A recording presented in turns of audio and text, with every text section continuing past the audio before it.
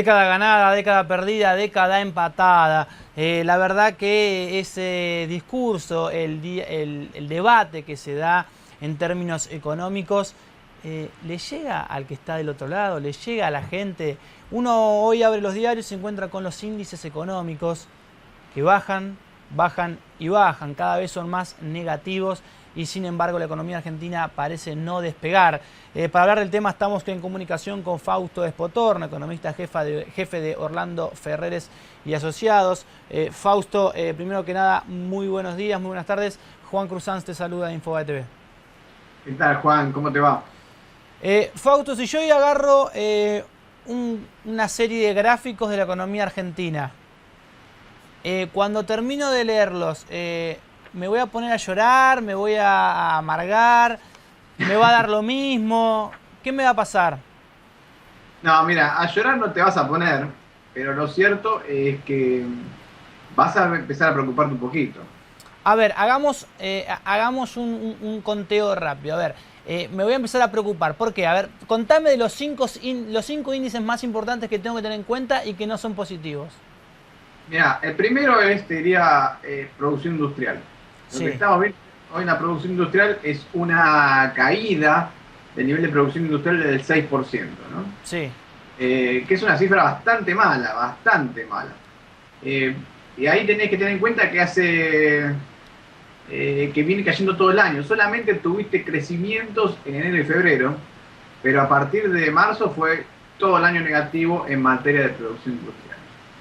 Te agarras el sector de la construcción sí. y te vas a encontrar con el mismo panorama. Caídas todo el año, y ahí incluso los indicadores hacia adelante tampoco son muy buenos.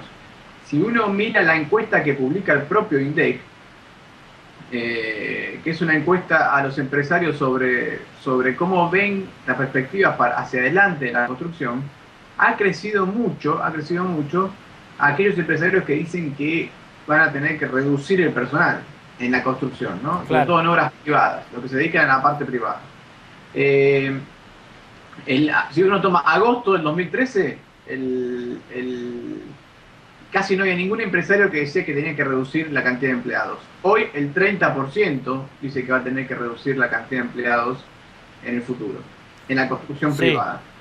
Y el año pasado, en agosto del año pasado, había un 27% que dice que incluso iba a aumentar la dotación de personal en el sector privado, y hoy no hay ninguno, un 0%, de empresarios que dicen que van a tener que aumentarla. O sea que en general la construcción viene con caídas y las perspectivas son de que siga cayendo.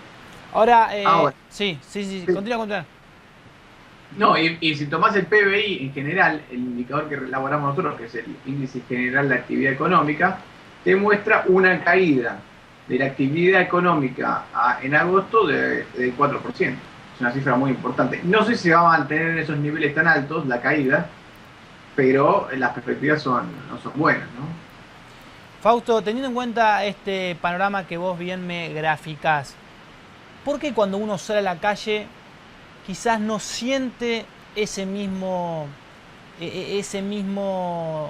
sentido, esa misma sensación que dicen los números? Porque con los números que me está dando, yo tendría que salir a la calle y encontrarme con un caos económico. Bueno, lo que pasa es que vos venís de niveles muy altos.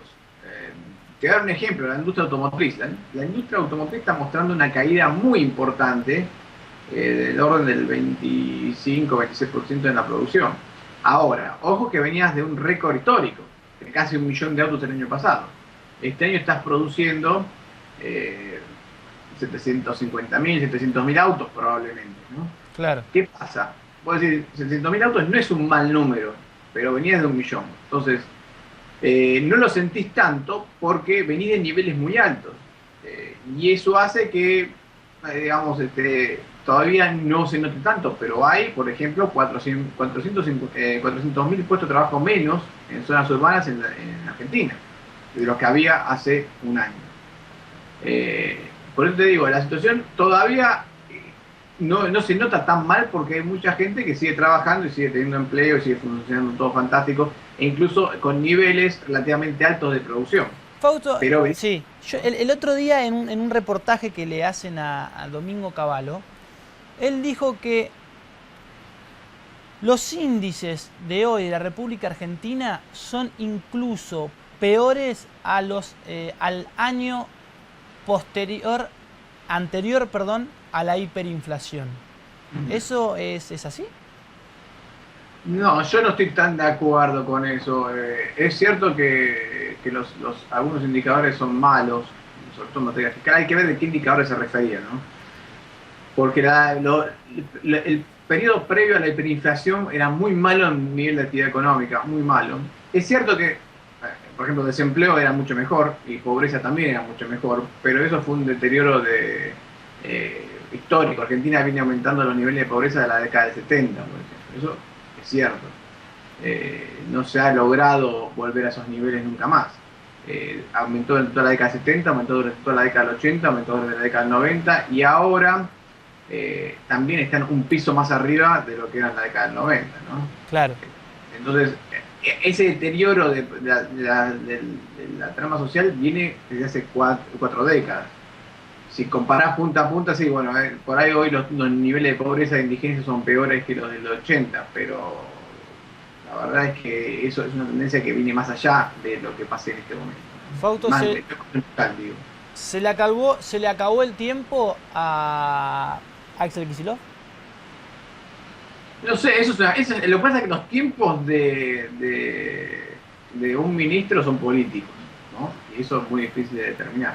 Lo que sí está claro es que el gobierno hoy está en su último año, prácticamente ya de gobierno, y como todo gobierno que está en su último año, su poder se reduce muchísimo, su capacidad de gestión es mucho más difícil, casi todos los planes terminan siendo sublogrados, si querés claro. decir. Vos tenés un plan y no lográs cumplir los objetivos porque se te empieza a deteriorar el poder. Y eso le pasa a este gobierno, le pasó a Menem, le va a pasar a todos los gobiernos de Argentina y a todos los gobiernos del mundo generalmente, ¿no? Su último año, año y medio, empieza a ser mucho más difícil porque ya se está perdiendo el poder. Y entonces es muy difícil decir, mira, se le acabó el tiempo a Axel Kicillof. La verdad que no lo sé, eso es un tiempo político y hay que tener en cuenta que estos tiempos políticos son de pérdida de poder. Lo que sí está claro es que Argentina hoy está en situación en materia de nivel de actividad que es para preocuparse, porque los niveles de caída de la actividad económica son importantes. Un 4% de caída es importante. Es cierto que todavía los niveles de producción no son tan malos porque venías de niveles muy altos, o sea, las caídas son con respecto a niveles muy altos, pero hoy como está la situación, nada hace pensar que vos puedas retomar el crecimiento en el mediano plazo. Claro. Y eso es lo preocupante, ¿no? Que es una caída sin perspectiva de recuperación por ahora. Fausto, te hago la última. Ayer hablaba con un miembro del gobierno nacional y preocupado me decía, mira, acá la clave es llegar hasta diciembre del 2015. Me dice, porque para el gobierno que venga todo va a ser más fácil. Los índices, todo indica que esa explosión, van a venir los dólares, pero lo importante es llegar hasta esa fecha. ¿Coincidís con esa mirada? Parcialmente. Yo creo que el próximo gobierno va a tener, es posible que tenga más credibilidad, ¿no? En ese sentido puede ser que obtenga más divisas por la credibilidad claro. Y confianza, pero ojo que tiene una tarea muy difícil el próximo gobierno, ¿no? Las condiciones internacionales no van a ser las mismas que tuvo este gobierno tuvo condiciones internacionales extremadamente positivas. Yo diría, casi la Argentina prácticamente no ha vivido estas condiciones internacionales en su historia. Probablemente en algún momento de la década de 1880, en esa época, pero tasas de interés entre 1 y 0. Si uno mira las tasas de interés internacionales, durante toda esta década estuvieron entre 1 y 0, cosa que no existió en la historia del mundo prácticamente.